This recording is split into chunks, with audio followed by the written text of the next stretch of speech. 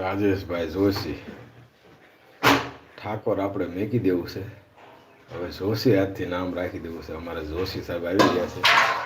હા, જોશી સાહેબ શેનું શાક બનાવો છો? શાક તો અત્યારમાં ન હોય બાપા, ભાખરી બનાવી હોય.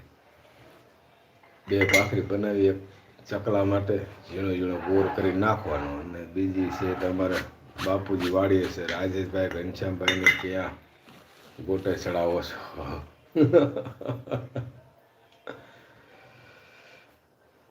હા જો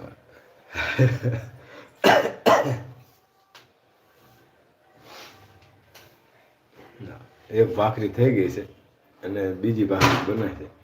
રાજેશભાઈ જોશી હસી રહ્યા છે.